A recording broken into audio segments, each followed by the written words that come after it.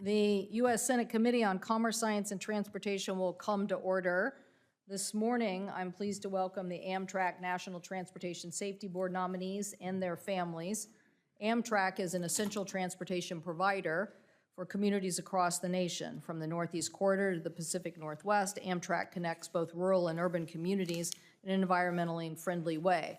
But the pandemic took a toll on Amtrak, with ridership down 97% due to COVID-19.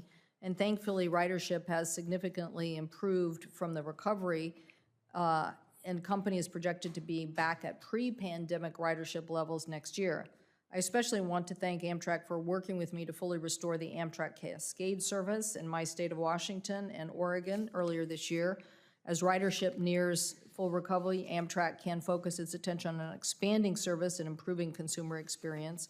The bipartisan infrastructure law provided a historic $666 billion investment in rail, which will be used to purchase new passenger rail cars for Amtrak Cascades and provide more opportunities for states to expand.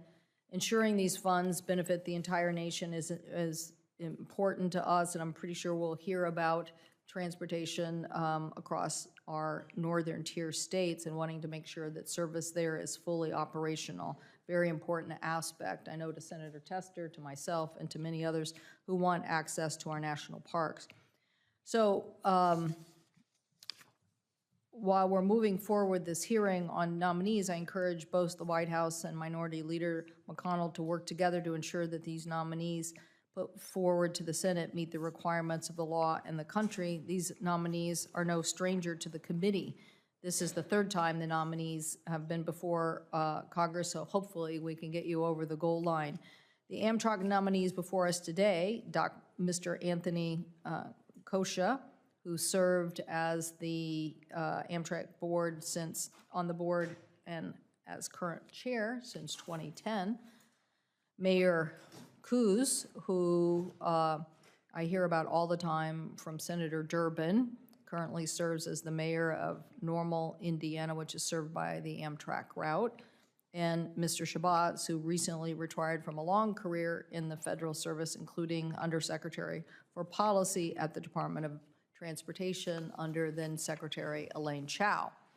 We are also going to hear this morning from Mr. Alvin Brown, who is nominated by the President as a member of the National Transportation Safety Board and is the nation's safety watchdog, ensuring that both the transportation industry and the Department of Transportation are putting safety first, investigating civil transportation accidents, and providing recommendations that Congress can act on to improve safety.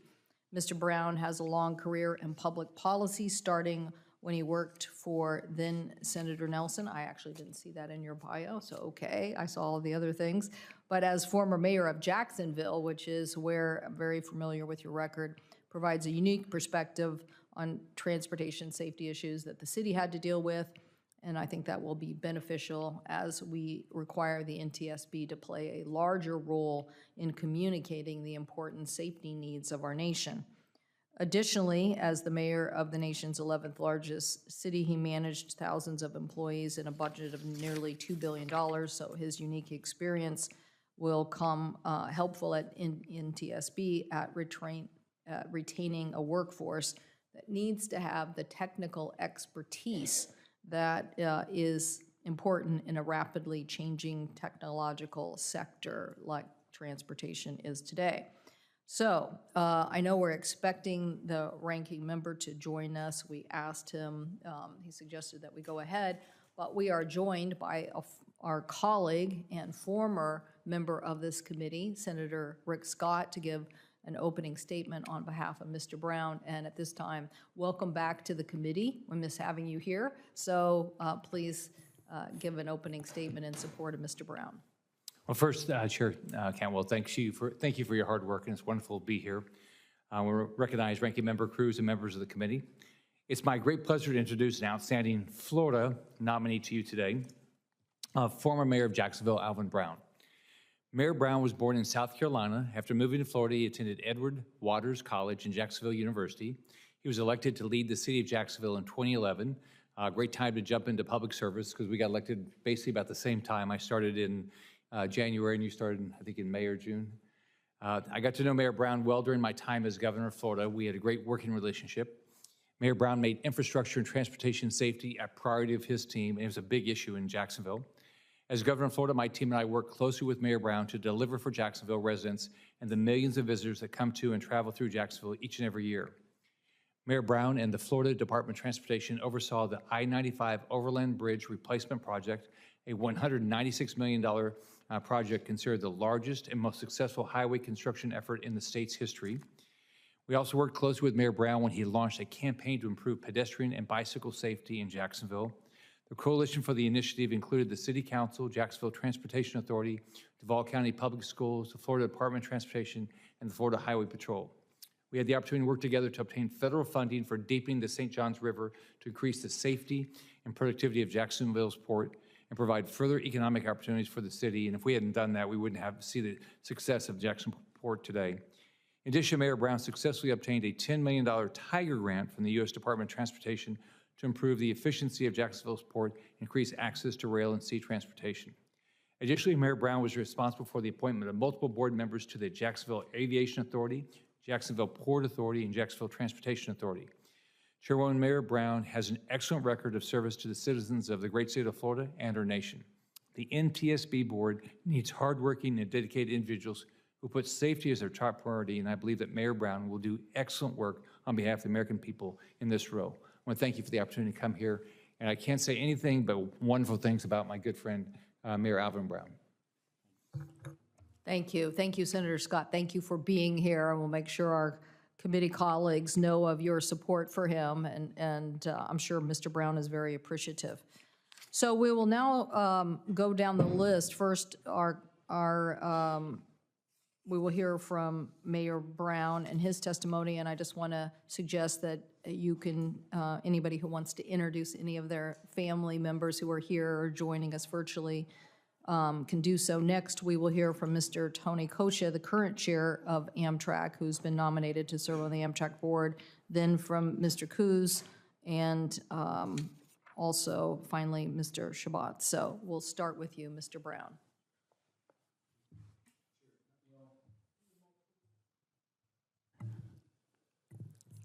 Chair Cantwell, Ranking Member Cruz, members of the committee, I am honored to appear before you today as the nominee to become a member of the National Transportation Safety Board. I am grateful to President Biden for selecting me to serve in this important role. I want to begin by thanking my wonderful wife of 30 years, Cynthia, and my two sons, Joshua and Jordan, for their love and support. My wife, Cynthia, is here with me today, and my sons are watching today's hearing from home. My passion for public service is inspired by my early life experience. My wonderful mother raised 5 children by herself. I had a loving grandmother who instilled the values of community service, faith, and hard work. I worked full-time at Winn-Dixie, initially as part of a stock crew, and eventually became a meat cutter to pay my way through school and became the first in my family to graduate from college. Early in my career, a great deal of trust and experience and responsibility was placed on me as a senior member of the White House leadership team under President Bill Clinton and Vice President Al Gore. As Al Gore's Vice President as Senior Advisor for Urban Policy and Vice Chair of the White House Community Empowerment Board, I advised the President and the Vice President on a wide range of domestic issues, including community revitalization, job creation, new business development, and affordable housing. As an executive director of the White House Community Empowerment Board, I led the administration's $4 billion Community Empowerment Initiative. The highly successful programs revitalized impoverished urban and rural communities and generated an unprecedented level of private-public partnership, resulting in over $10 billion in private investments.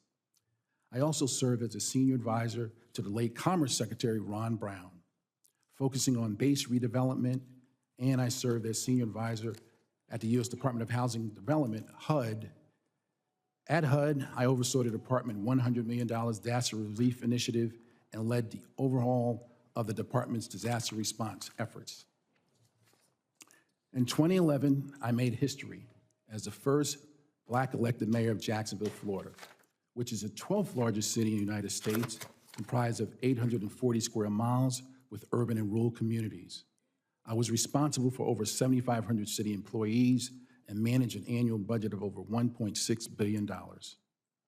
Jacksonville has one of the largest ports in the United States. As mayor, I led successful partnership efforts to modernize and improve safety at Jacksport, including Harbor Deepening Project, the Mile Point Navigation Fix, and the construction of the state-of-the-art intermodal container transfer facility.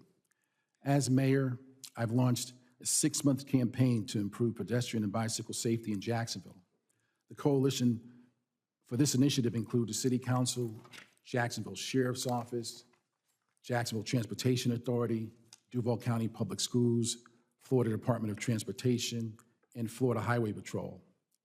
The Federal Highway Administration had selected Jacksonville as a pedestrian-focused city, and the initiative sought to improve Jacksonville's then current status as one of the most dangerous cities in the United States for pedestrians and bicyclists. Additionally, during my term as mayor, I was responsible for the appointment of multiple board members to the Jacksonville Aviation Authority, Jacksonville Port Authority, and Jacksonville Transportation Authority.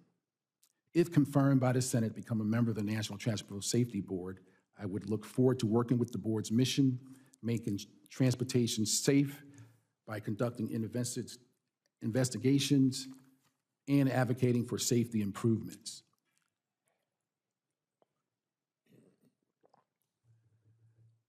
The NTSB mission is a deeply personal one for me. On October the 26th, 1995, my grandparents, Tillman and Elizabeth Brown, were involved in a crash. While riding in a van along Interstate Highway I-95, south near Manning, South Carolina, the van hit something in the middle of the road and hydroplaned. Due to a major defect in the van's design, the doors opened during the crash and the occupants were thrown out of the vehicle. Both of my grandparents and uncle were killed as a result. This loss, I feel deeply to this day.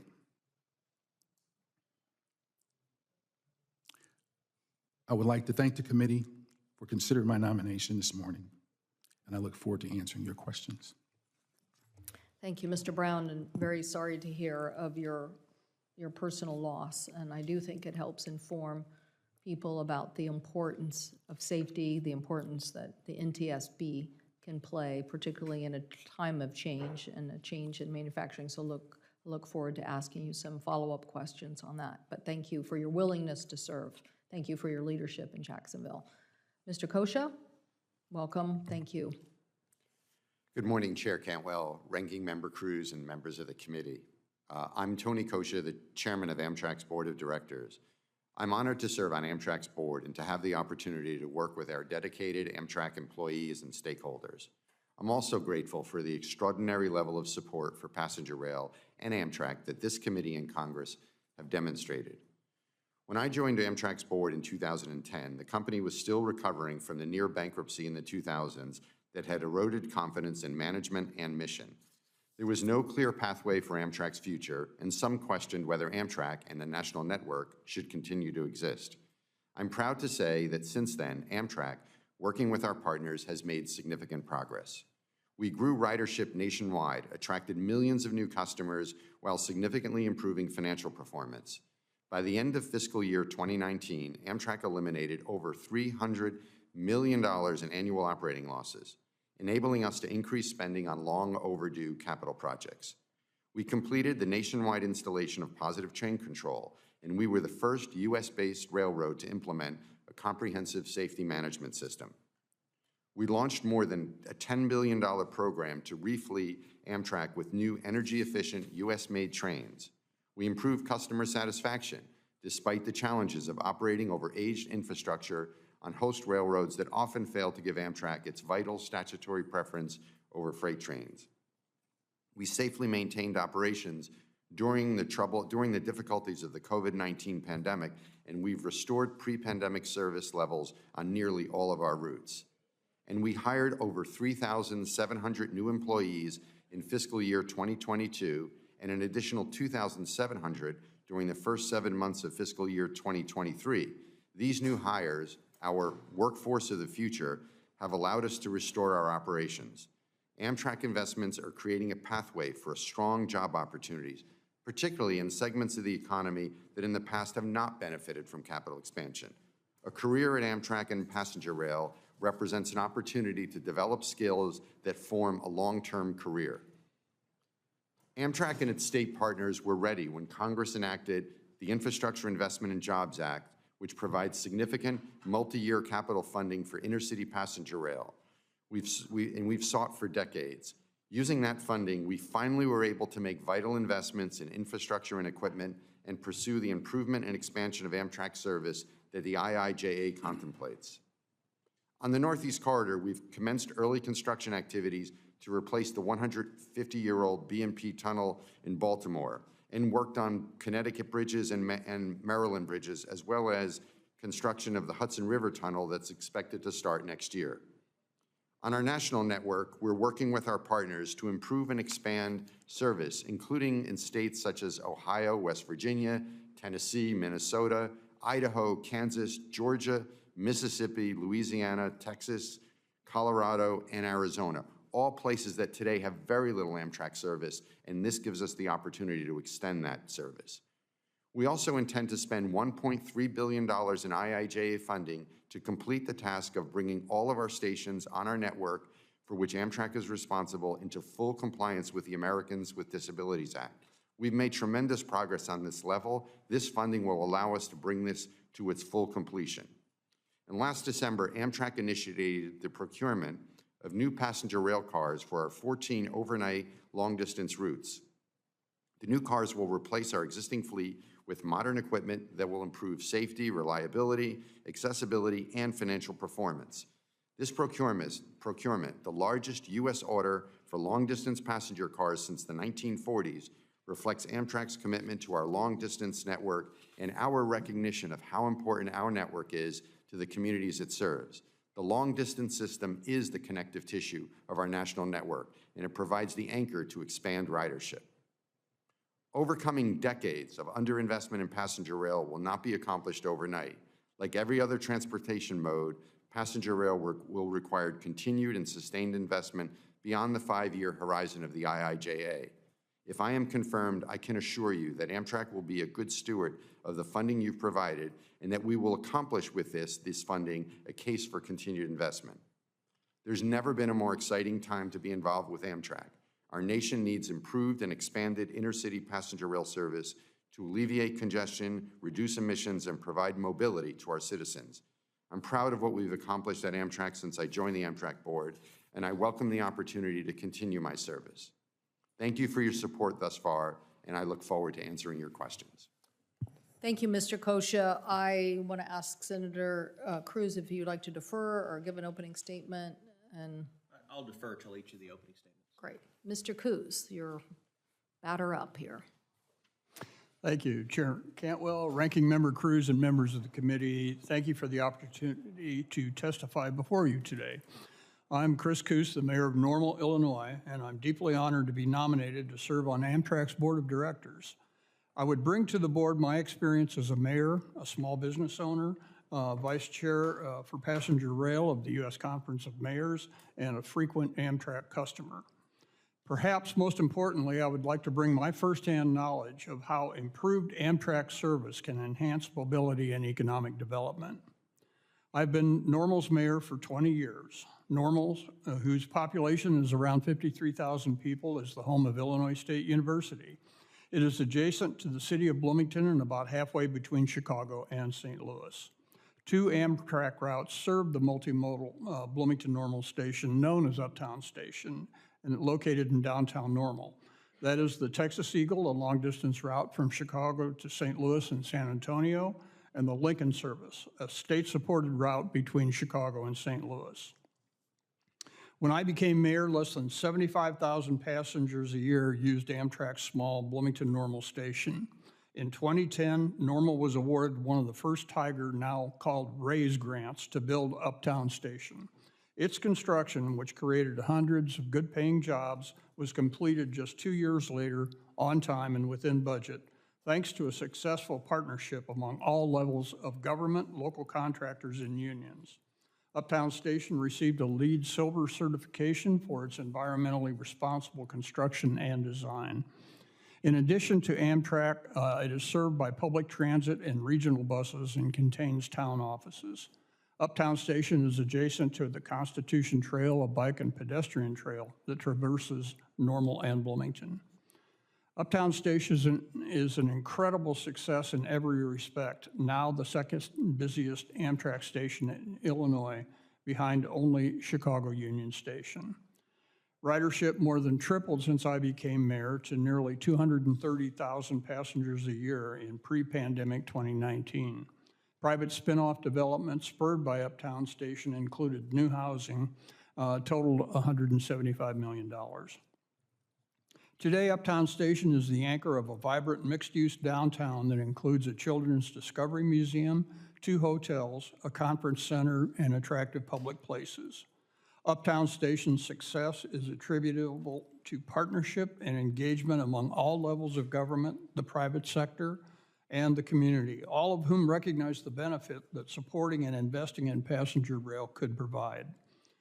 When faster schedules are implemented on the Chicago to St. Louis route later this month as a result of the long-planned increase in maximum speeds to 110 miles per hour, travel time from Bloomington Normal's Uptown Station to Chicago will be reduced to approximately 2 hours, and St. Louis will be less than 3 hours away. As a member of Amtrak's board, I will work to develop collaborative relationships among all intercity passenger rail stakeholders, like those that led to Uptown Station's success. I hope to see other cities and towns throughout the United States, including places not served by Amtrak today, replicate what Normal has done and enjoy the benefits it has realized. The Infrastructure and Jobs Act provided for the first time multi-year federal funding that should attract state, local, and private investments. I hope it will be followed by a sustainable, long-term funding source for intercity passenger rail, like those provided for other forms of passenger transportation. I admire what Amtrak has accomplished, but I also recognize its needs to improve. There are several areas I intend to focus on if confirmed to serve on Amtrak's board. One is improving long-distance service. Long-distance trains are even more important to travelers from rural communities, such as on the Texas Eagle, many who use the train because no other public transportation option is available. And they provide a significant portion of Amtrak's service on many short-distance corridors, including the Chicago-St. Louis corridor on which Normal is located. Amtrak also played a major role in the mobility and independence of the disability community. Providing its members with access and reliable services should be one of Amtrak's top priorities.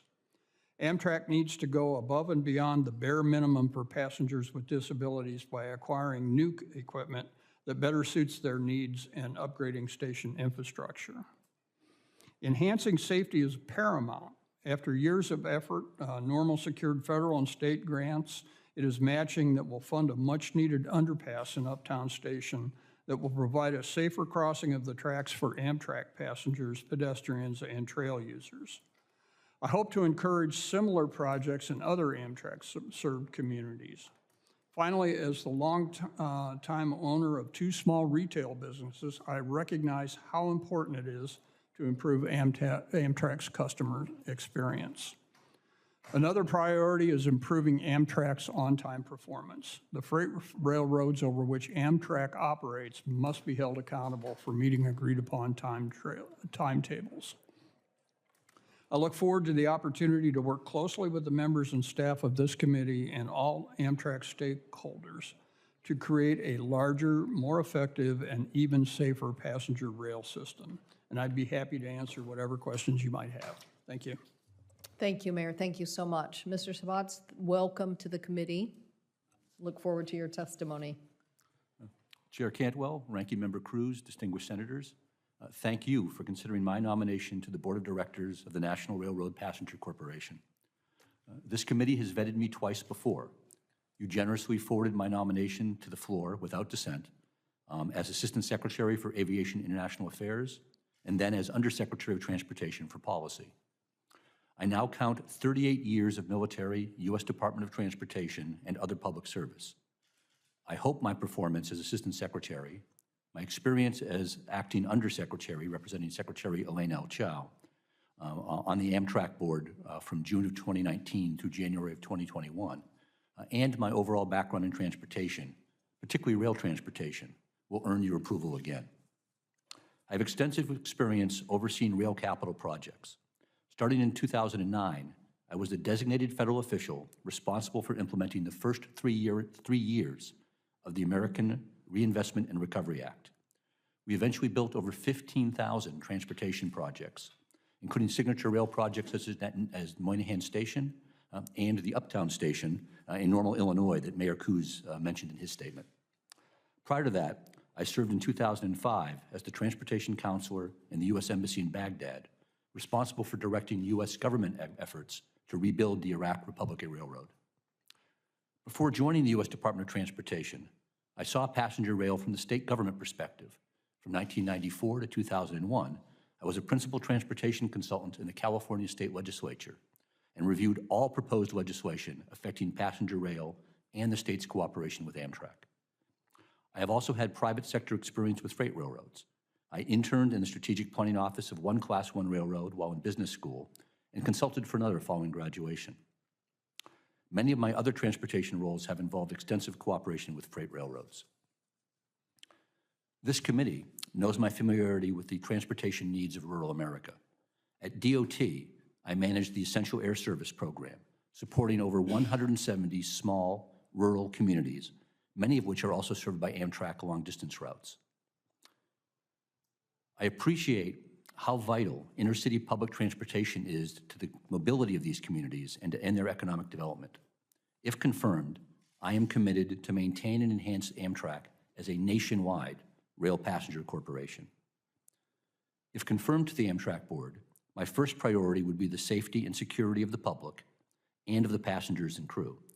This is second nature to me. I spent nearly 20 years in a variety of roles at the U.S. Department of Transportation, which is primarily a safety regulatory agency. Safety infused everything we did. For example, many of the projects that we selected for the ARA funding included elimination of at-grade rail crossings or safety improvements on rail lines and bridges. My second priority would be to continue to improve passenger service. To do so, strong relationships with the private railroads that host Amtrak services and with Amtrak's state and local partners are essential. If confirmed, I would leverage my past experience to push for Amtrak to expand the services it provides in partnership with these stakeholders.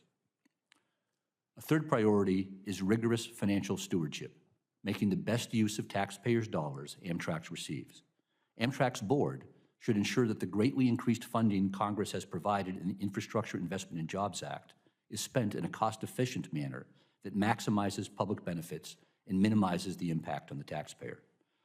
I have had several significant relevant past experiences managing sudden influx of federal funds, including the Recovery Act, in Iraq, at the Small Business Administration after Hurricane Katrina, and with Amtrak during the pandemic.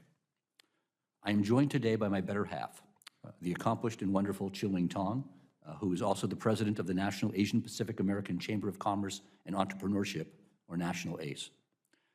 For the last 23 years, our passion project has been the foundation we established to promote civic awareness, involvement, and effectiveness among Asian Pacific American college students.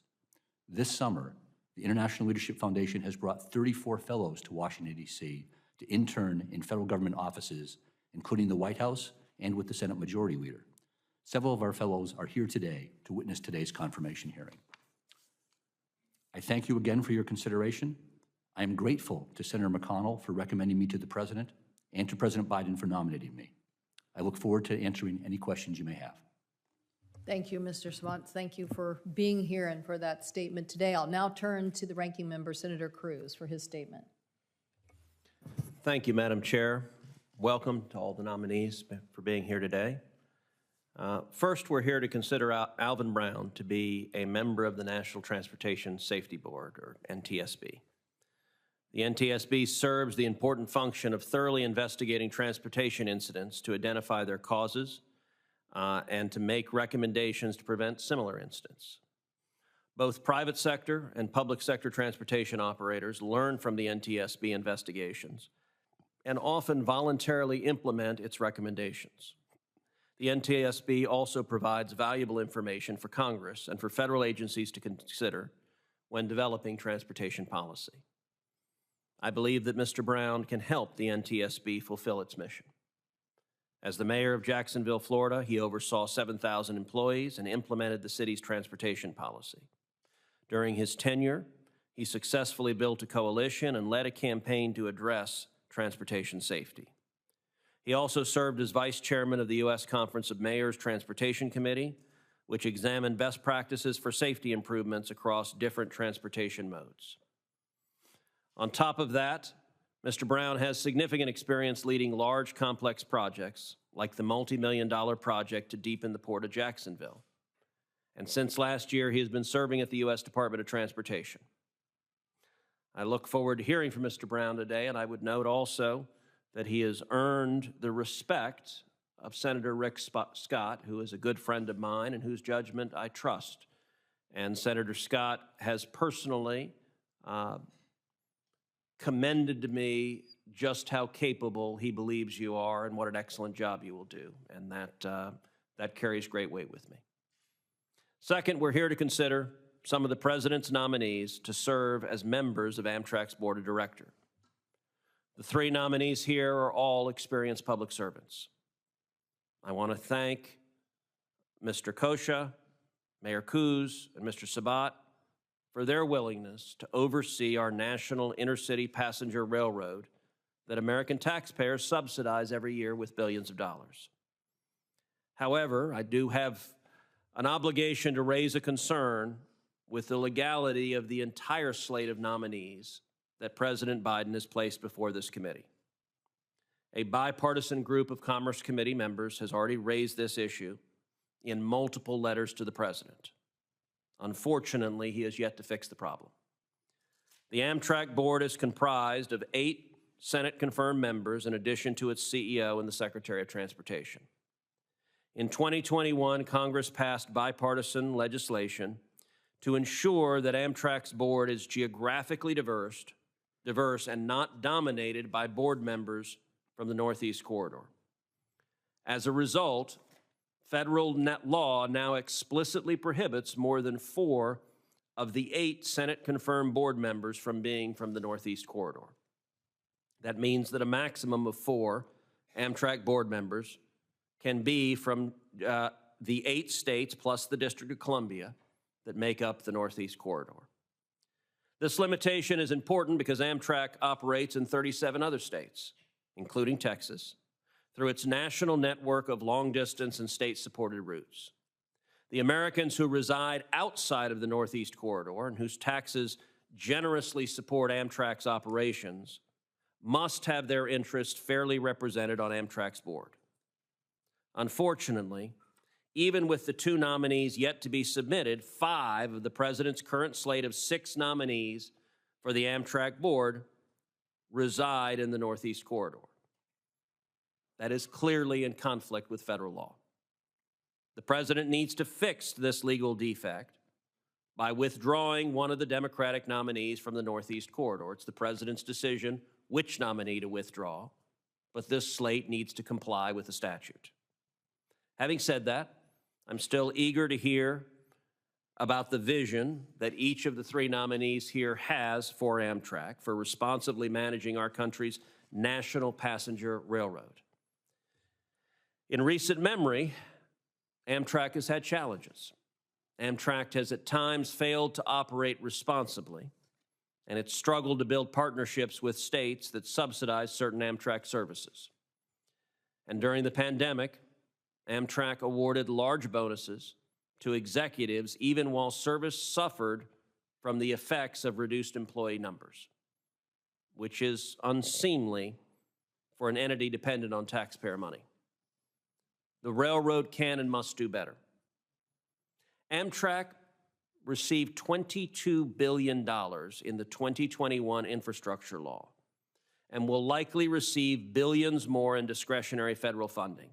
including for the spectacularly expensive Gateway program between New Jersey and New York City. Having an Amtrak board of directors that provides effective management consistent with congressional direction is more important now than ever. I look forward to hearing from each of these nominees what you would do to ensure such management. Thank you, Madam Chair. Thank you, Senator Cruz. And now we'll go to questions for the nominees. I'll jump in right here with the Pacific Northwest Corridor that had service reestablished and to the pre-pandemic levels, but staffing was a major issue. And so I really want to know from each of the nominees what you are doing, what you think we need to do to make sure that we are upgrading staffing. I want to understand, too, what we are doing to add more capacity to those Pacific Northwest routes between Seattle and Portland by the fall of this year. And on safety, want to understand, we basically, after the DuPont accident in Washington that killed 3 people and injured 60, Amtrak instituted a safety management system, very important for improving safety culture.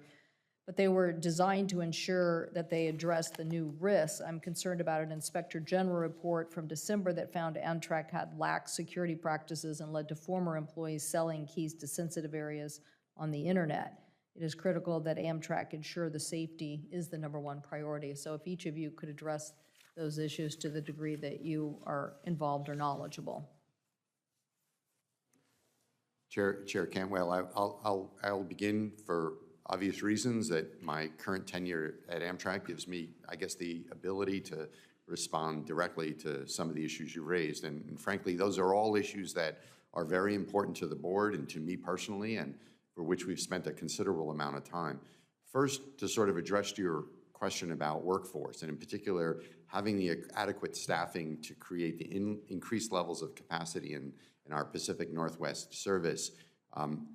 The need to hire qualified people to work at Amtrak and to operate the nation's railroad system has been an absolute priority, and we have committed an enormous amount of effort to recruiting and training and finding people who can make a career, which we believe is a very promising basis for a career as part of the national rail system. Do you think this is key to getting services expanded or reestablished? I think it is, but I guess I'm here to report to you what I think is good news in the sense that in the last fiscal year, we were able to hire 3,700 new employees to Amtrak to restore much of what was lost as a result of the pandemic and normal attrition. And in this fiscal year, we've already hired 2,700 additional employees to give us the full complement to restore that service. Specific to the Northwest service, we are very deeply into the specific training program to train people on that territory to be able to put into effect the 2 additional frequencies that we expect to put into effect. And I'm confident and can commit to you today that we will meet the deadline to do that and that we have the adequate resources to do it because of the work we've done in the last 12 months of recruiting and building a workforce. Safety management systems? I will tell you that the lessons and the issues surrounding Train 501 are very deeply ingrained in my mind and in my heart. I know that nominee Brown has a very important task, and safety is our top priority. We have initiated a number of different issues relative to adopting an overall safety management system that, as you know, you're never done with developing a full safety management system. We have affected the training from the most senior executives to the people in the field, all of whom have helped us to create what we believe to be a safety culture where people are not afraid to speak up where there's an issue that they noticed, where people are not punished for bringing up safety issues that need to be addressed, and we're adapting the use of modern technology to allow us to train people better, the use of simulators, the use of different training protocols, all of which I think have put us in a position of creating a much safer railroad. And the early indications are that our numbers are supporting that, including the very low number of incidents. Mr. Sabat, would you make workforce a priority and safety management system culture a priority in reestablishing service? Senator Cantwell, yes, I would.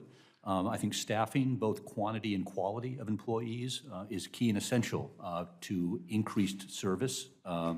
and I believe that increased service is essential if we want to get Amtrak back to operating in the black. So all those things tie together. On the safety side, if confirmed, I and my colleagues here will be on the board of directors, will not be management. And so there's a distinction there what our roles are for culture, for safety. But I'll echo what Chairman Coscia said about the culture. An appropriate role for the board of directors is to ensure that we have a culture of safety so that the experts that are brought on board in Amtrak feel comfortable moving forward to say, we have these challenges that need to be addressed, and no one is afraid for their career or for their position if they're reporting safety challenges that need to be addressed. Thank you. I'll either come back to you, Mr. Brown, or in writing, either way, but Senator Cruz? Thank you, Madam Chair. Mr. Coscia, you've been a staunch advocate of the Gateway program between New Jersey and New York City.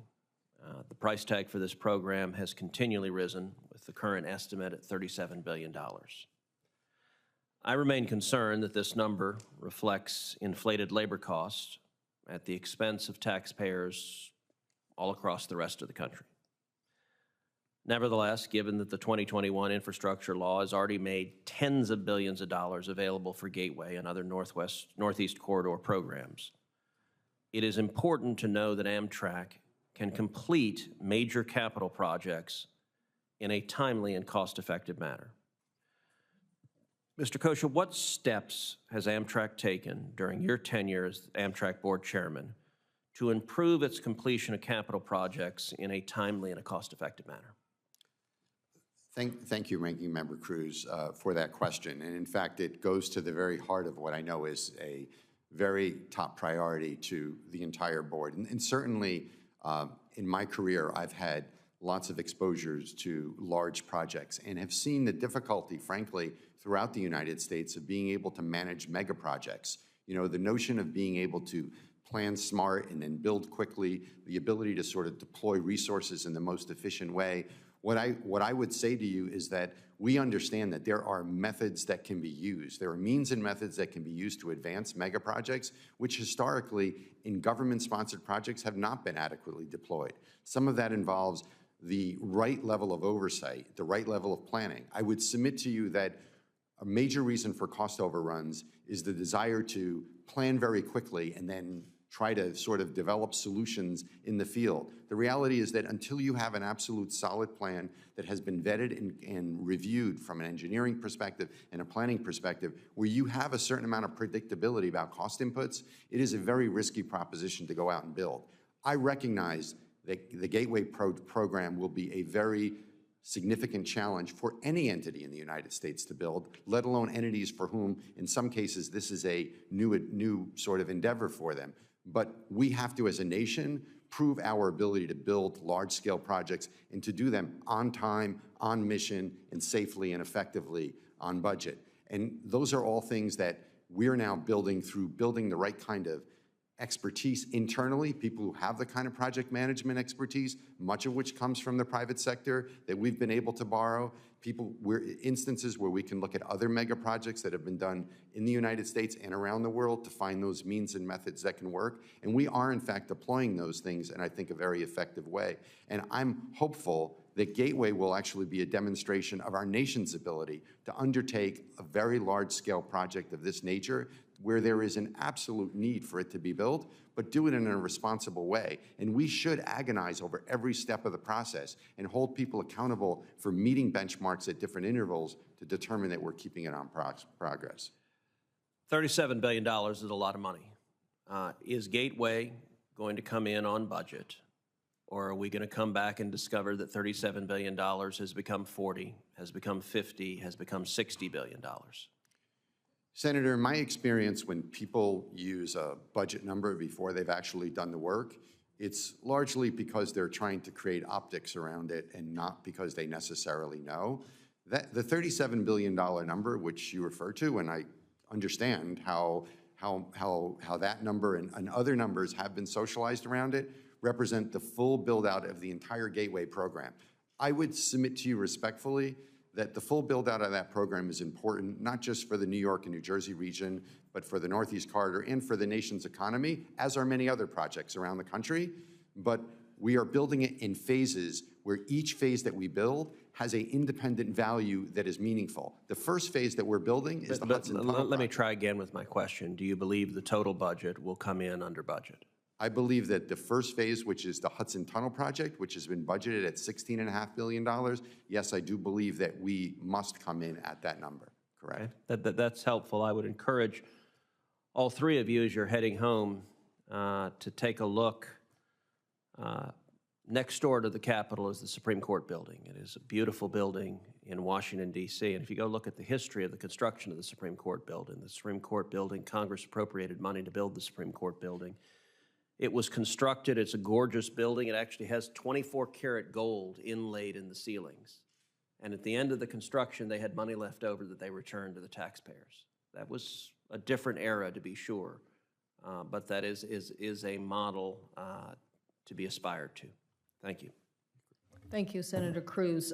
As I suggested, Mr. Brown, I have to run out, but I may come back to ask you about the same safety workforce culture needs at NTSB and the president's budget. So how do we have the right staffing given the modernization of technology, and what other larger roles NTSB can be in commenting on both space issues and on the trend report that was part of our safety bill that we passed. But I'm going to turn over the committee to, I see Senator Klobuchar is actually here, but I am turning the hearing over to Senator Tester, who will take it from here. But anyway, Senator Klobuchar. Mr. Coscia, I'll start with you. One of the things that we did in the bipartisan infrastructure law was to expand and add up to 39 corridor routes to serve some cities that are connected, say, rural areas to urban areas. I've always been, of course, a big fan of the Empire Builder route that goes through the Twin Cities. Could you talk about those two issues? First of all, improving and maintaining passenger rail on routes that connect rural to urban. And then secondly, the Empire Builder, and specifically, which is Chicago, of course, Minnesota, and then on, but we've had issues with it being on-time performance issues. So two somewhat related, but unrelated as well. Senator, thank you for that question. Yes, I don't have terms to express how strongly I feel about how there are so many places in the United States where we know there is demand for rail service, and where that capacity doesn't exist. That is an absolute priority, and the IIJA gives us finally the capital and the facility and the resources to do something about that. We think there are many, many communities that are underserved from a rail standpoint. Some are major metropolitan areas that surprisingly have very little or no rail service from intercity passenger rail. And many, as you suggest, are rural communities where, frankly, unless there is Amtrak service, there are really no other options for them.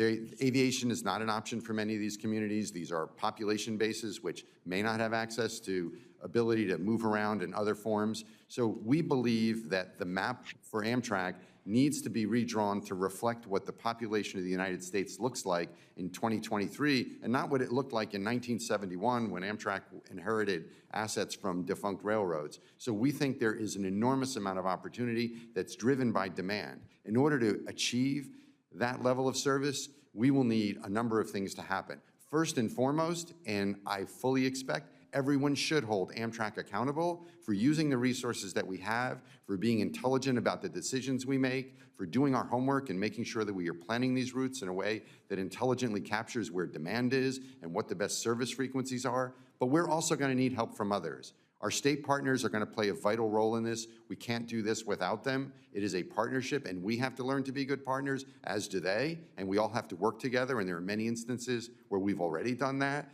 We also need a lot of cooperation from the host railroads. As you know, once we're off the Northeast Corridor and certain other limited parts of the country, we are tenants on railroads that are owned by the Class I railroads. It is entirely possible to operate an efficient supply chain, freight capacity, and passenger rail at the same time. We can do both of these things. Thank you. That's something we have to do. Is there another point you want to make? Because I wanted to turn to something else. I'm done. Thank you. Okay, great. I really appreciate it. Mr. Brown, NTSB, thank you. I know that your grandparents were killed in a car accident. I have made distracted driving a major priority of mine in the Senate. I think you know the numbers, which are incredibly scary. Could you talk about the importance of continuing a focus on distracted driving? Yes, thank you, Senator, for that question. I think one of the things we need to do is just eliminate distracted driving. Part of it is distracted driving is those drivers who aren't paying attention to their tasks. The issue is continue to use cell phones, iPads, and so I think part of it is just eliminating it. Don't use those electronics. If we can get all states to agree to do away with those electronics, I think that would be a big help. The NTSB, as you know, is big on focusing on safety, and I think that's one of the things they talked about in their recommendation. Okay, one last thing. As you may have heard, we've had a couple of close calls with train derailments in Minnesota. We have had derailments. One was very close by a town and 20 cars down. And I have to say that not only did the rail company get their people there the next morning to clean up, unlike Ohio, the substance was ethanol and it burned off in the fire, as well as didn't get into the ground. But I will say NTSB investigators were some of the first on the scene and did an incredible job.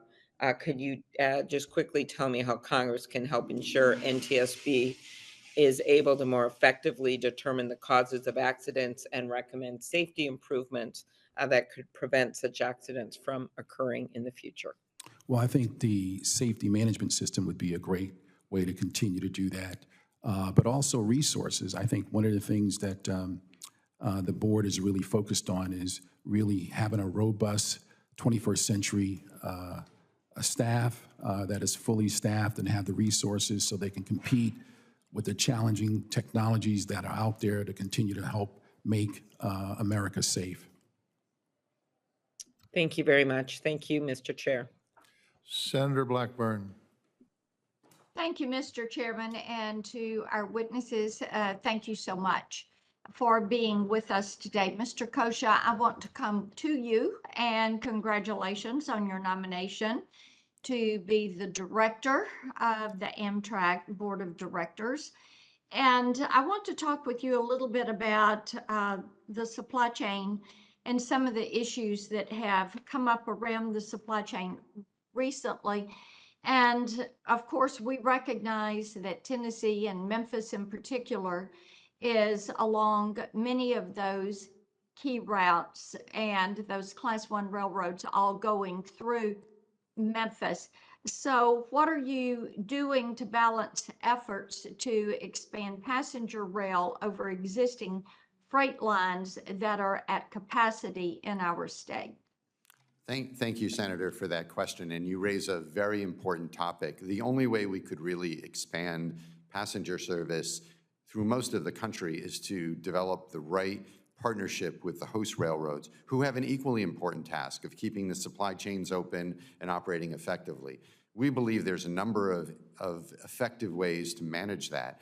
Amtrak trains actually use up very little capacity on those railroads, but the freight railroad trains, as you know, the consensus is very long, so therefore there are many sidings where they don't fit. Let me ask you this. Are you involving the freight lines at the front end of this discussion, Yes. recognizing that those Amtrak lines may be just sitting there, fallow, unused for the bulk of the time? Yes, we are, Senator. We are at the very outset of any discussions around increased rail usage on any of the host railroads. They are among the very first conversations that we have. And some of the freight railroads that we work with, we've developed a very good dialogue to be able to work through these issues together and, frankly, look for funding mechanisms to make improvements where necessary to accommodate both of our needs.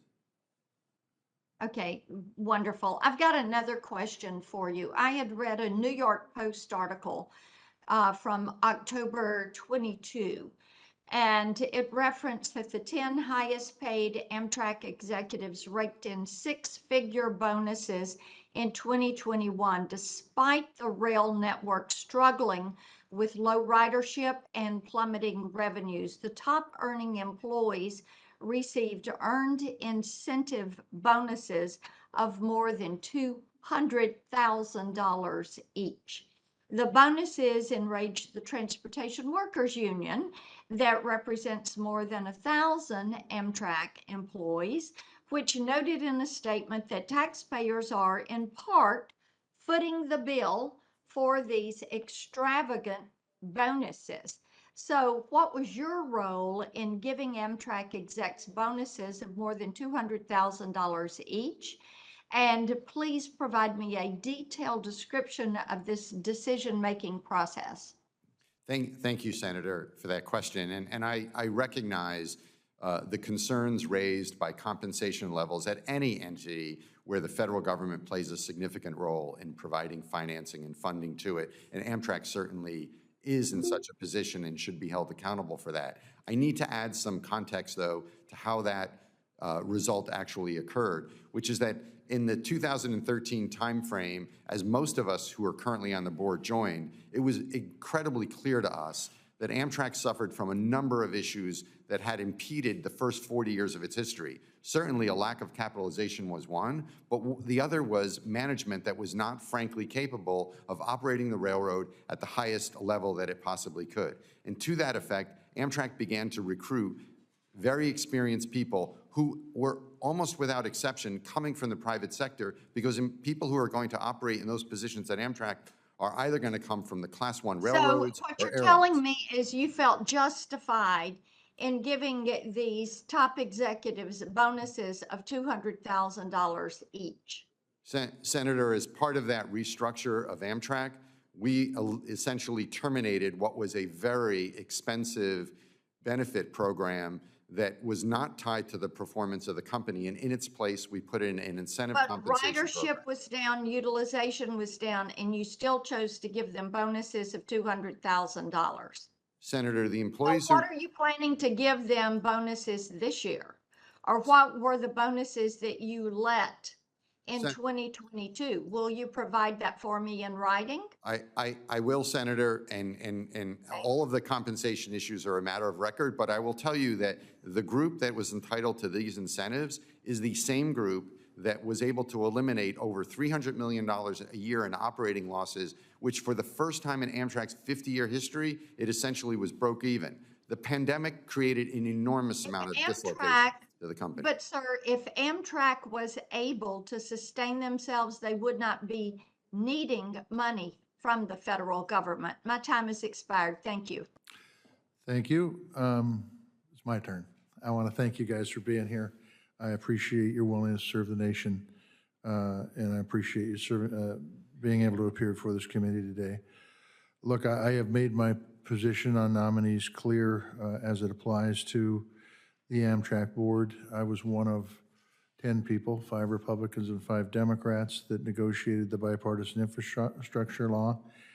It did not happen by accident. We intentionally put language in that would have the Amtrak board members reflect our nation's geography with specific requirements on how many members could come from Northeast quarter states relative to the other parts of the country. The administration put forward a list of very good nominees, incredibly good nominees, but they did not comply with the geographic requirements. I made my concerns known when some of these folks appeared before committee, some of you guys. The president then renominated the same slate in the new Congress, despite the issues, which I believe are serious, that I raised. And I am frustrated the administration did not make the adjustments that the law requires, and they could have.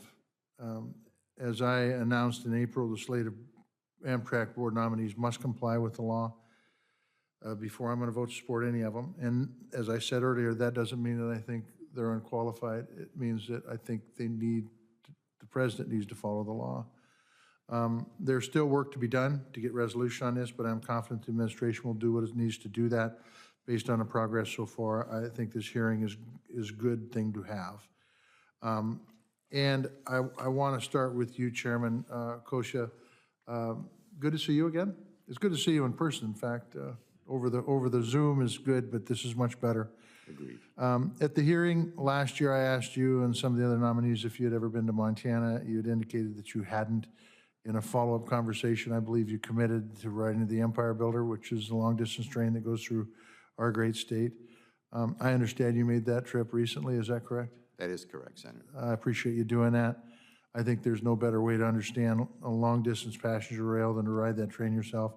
Now, I understand that you're going to meet a member of my staff in a great little town called Havre, Montana, which is only 50 miles from my farm. But that meeting didn't work out. I am told that was because the train was running 4.5 hours late. Is that correct? I think it was 2.5 hours late, but nonetheless, it definitely was. Two and a half is better than 4, but it's still unacceptable. That's correct. I wished I could say that I was surprised, but the truth is those kind of delays are way too common in long-distance routes.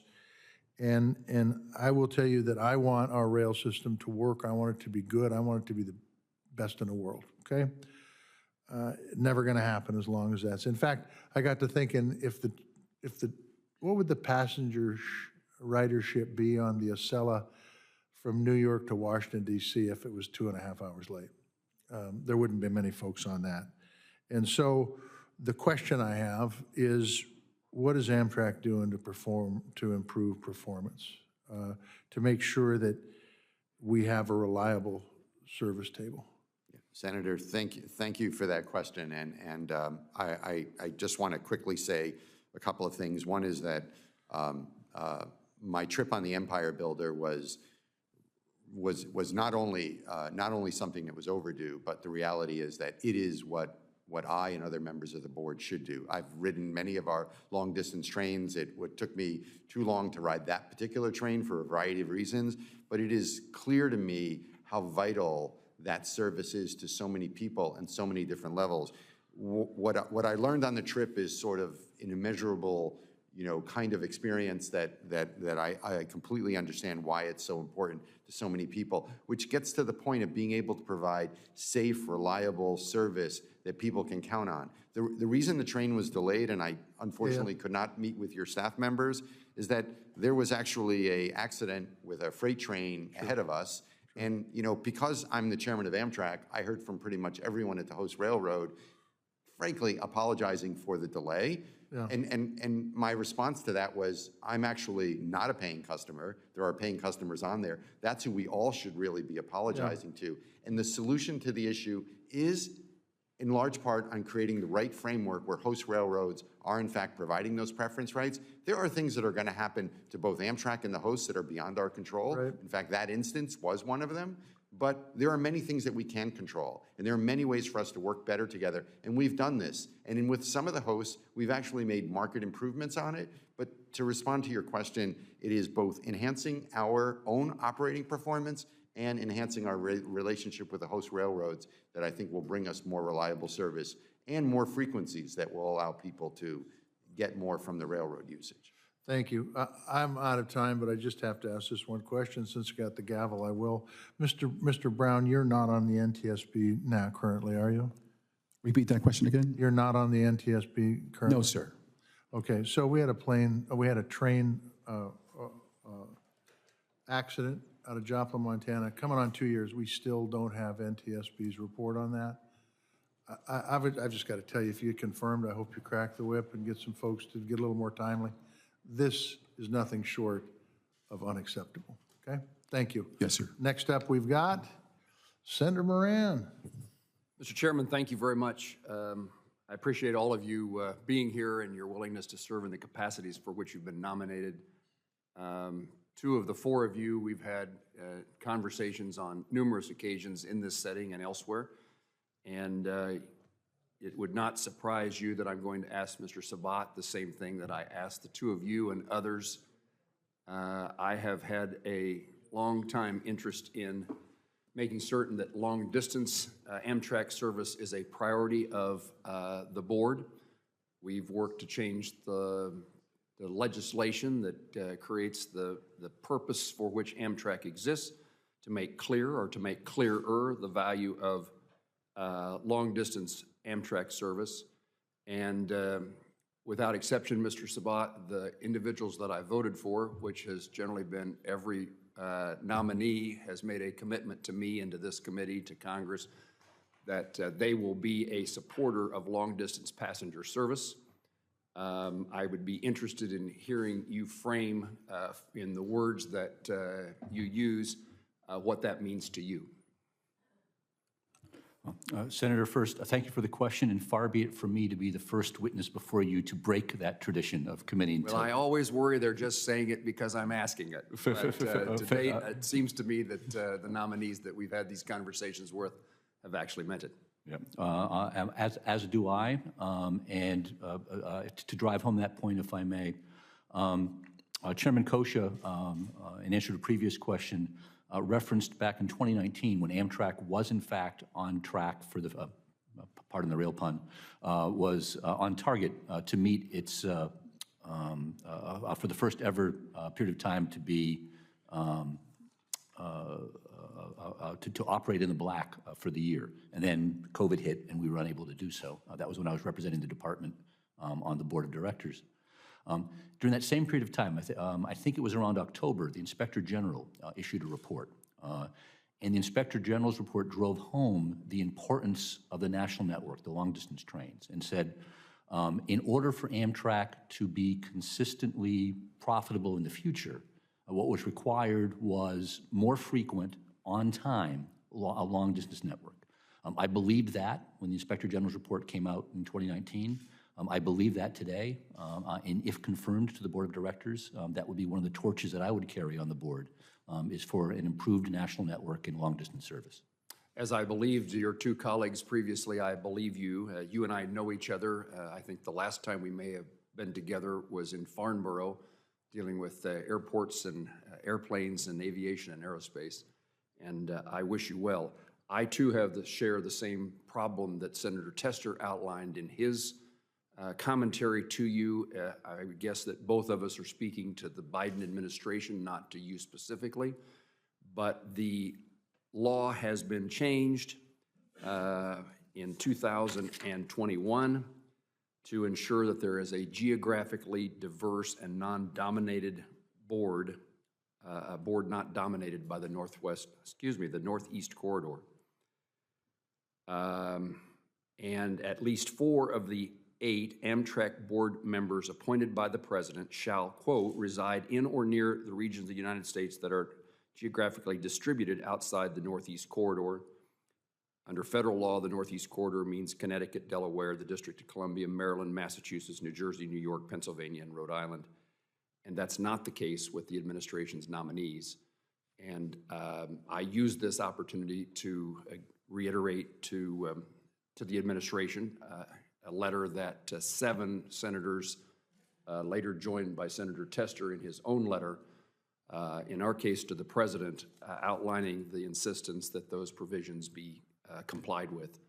And so I hope that you will help me get the attention of, I don't know who wants to flip a coin. I'm sorry you come from New Jersey, Mr. Coscia, but we need to figure out how this law can be complied with. And it is important to me that legislation passed on behalf of the American people is complied with by an executive branch. So there's a philosophical issue here, and there's a practical issue here as I try to make certain that the Southwest Chief and the potential Heartland, increasing role of the Heartland Flyer is protected. Mr. Coscia, anything you'd like to add? Only to say, Senator, that I totally understand and recognize your very appropriate concerns about that issue. Board nominations are, as you know, way above my pay grade, but I will tell you, as a humble resident of the great state of New Jersey, that I completely understand, probably better than most people would, just how important the national system is and what it means to so many people. And I am committed, notwithstanding me, my wife, and my 5 children all being New Jerseyans, but still having that Well, same sense. we can find you a home in Kansas if you're interested in serving on the Amtrak board. There are days that would actually be very I welcome. understand. I understand. And I suppose, based upon Senator Tester's question, I should ask, have you ever ridden the Southwest Chief? I have. That was my expectation. I have, yes. And Mr. Coos and Mr. Coscia, you have demonstrated your commitment to to living up to your commitment that you made to me, and I'm grateful for that. And Mr. Sabat, I thank you for what you said. This issue became prominent for me when visiting with a previous CEO of Amtrak. The solution to Amtrak's problems on the Southwest Chief was to provide bus service between Kansas and New Mexico, and it occurred to me that there's a philosophy here that is contrary to what I think to replace bus service, to replace train service, to replace passenger service with a bus between destinations along Amtrak is not a satisfactory solution from my perspective, and it's caused me to make certain that we have a different attitude and approach toward those long-distance routes. So thank you, Mr. Chairman. Senator Rosen.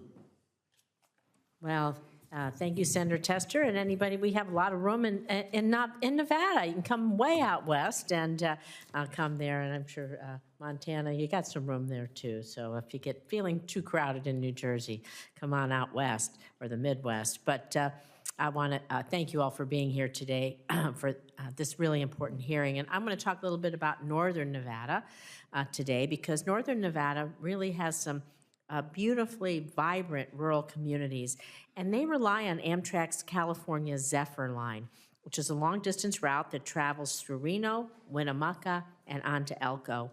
And for many hardworking Nevadans, Amtrak passenger rail is the only affordable and accessible means of transportation to get from our rural parts of the state to the Reno-Sparks metro area, which is where many of the Northern Nevada jobs are, where our major hospitals are, where our medical services are located, our veteran services located there. And before the pandemic, an average of 84,000 Nevadans annually rode long-distance passenger rail through the state, like I said, including our veterans in rural areas who have to get to the VA Sierra Nevada healthcare system facilities in Reno. So in June 2020, I sent a letter along with Senators Cortez Masto, Senator Tester, Senator Manchin, that expressed our concerns with Amtrak's proposal at the time to significantly reduce long-distance service because of really this devastating impact it would have on our rural communities, including mine in Nevada. So I'm therefore pleased to see, despite temporary service reductions during the pandemic, the Zephyr now runs again daily and is providing those essential services. So thank you. But Mr. Coscia, Amtrak previously approved expanding service to a new station of the California Zephyr line in West Wendover. It's on the Utah-Nevada border.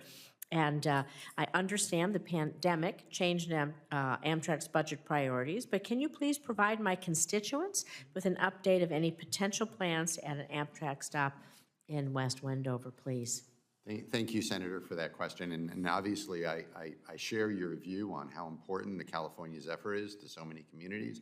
And it underscores, frankly, all of our long-distance lines, which are used for so many different purposes, including those who are traveling between two spots and do not have another option. And so, therefore, Amtrak provides a very vital service, and we owe it to them for that frequency to be reliable and safe and efficient and affordable. So we completely understand that, and I understand that.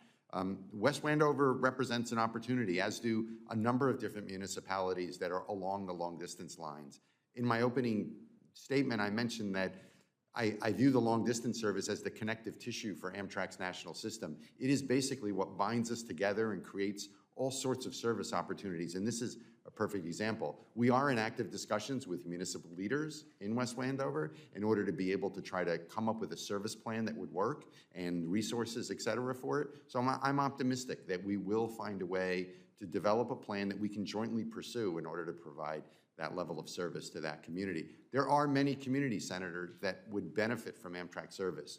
We know there's demand out there. We have to find the right way to sort of reach those different communities and provide the resources to do that. Well, in large states like Senator Tester's and mine, these long distances for these rural communities, it can be life-saving for them to get treatment, particularly when they're going to the hospital. So I'm going to just ask Mr. Coos and Mr. Sabat, can I get a commitment from each of you to maintain Amtrak long-distance service if confirmed? And what do you each think about the benefits of adding more lines along the Zephyr? Mr. Coos, we can start with you. Thank you for that question, and I am very much committed to the long-distance route. We have one that comes through my community. I've ridden it from my community to San Antonio, and was quickly learned how important it was to the smaller communities along that route, not for travel to San Antonio, but for localized travel. And I think a lot of people overlook the fact that those long-distance routes support shorter distance trips to a great extent. So it's very, very important to me, being in the Midwest, that those long-distance systems are vital and grow. I understand some of the challenges that are faced in growing those systems, but look forward to working on that if I'm appointed. Thank you. Senator, thank you for the question. As with Mayor Coos, I'm also committed to seeing the growth and development of the long-distance routes, both in Nevada and elsewhere in California. I would look back on my last position within the Department of Transportation, where I oversaw the Essential Air Service Program, 170 rural communities across the country. And the message that you would get from working with the mayors, the leaders of each of them, is the two things that matter the most are reliability and frequency. And so if we're going to have a long-distance network, if we're going to have a national network, then you need to have a network where the routes are, it's not just a once a day or 3 times a week service, but a frequent service. Because with a frequent service and a reliable service, you will build up the customer base that we need in order to make this a service that both works for the community, but is also less of a burden on the taxpayer. Thank you.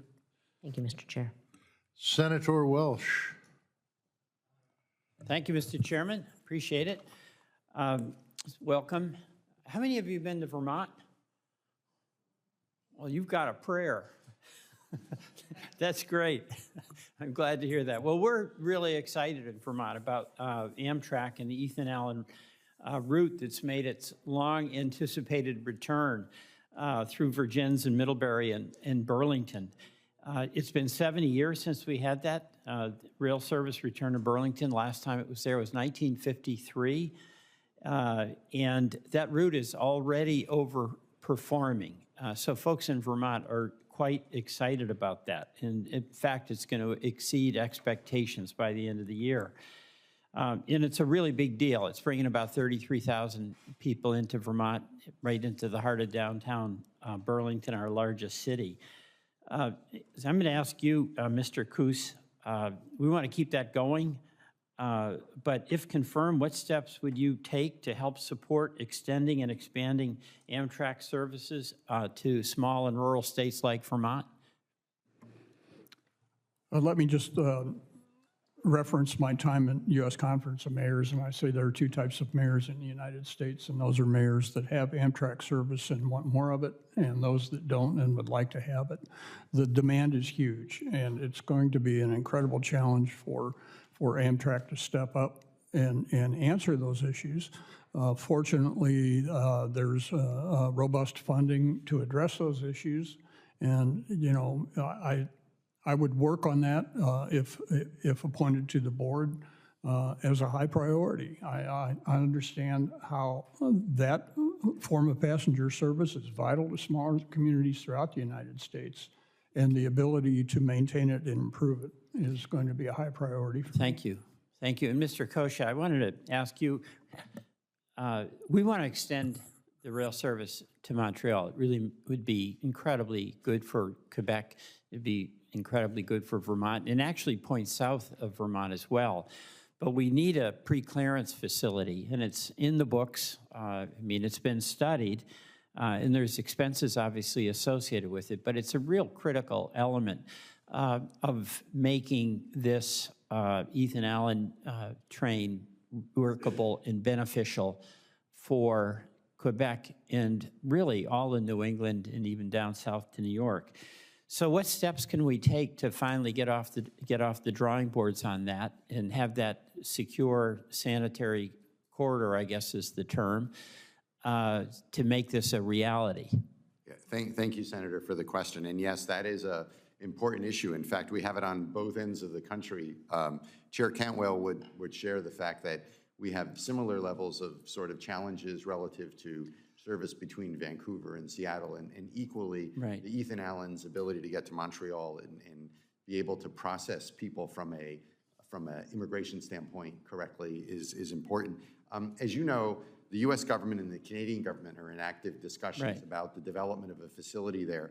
We have been very encouraging, and our sort of effort here has been to frankly push both sides. And we've been very aggressive about, we need to do this and we need to get it done. In the interim, we have already scheduled sessions with CBP to see if there are other methods we can use that don't involve significant construction of new facilities that might provide for an expedited processing. So you should rest assured that we share your view that it is important for us to create that kind of streamlined processing to cross the border. And we are looking at not just capital solutions, but also operating solutions between ourselves. Well, that would be terrific. We'd like to be kept informed about how you're doing on some of these operating practical solutions that can be a method by which we make this happen sooner than we might be able to build a whole facility. Right. We would be happy to spend time with you and your staff sort of on all the efforts we've been making with the various agencies that have jurisdiction over this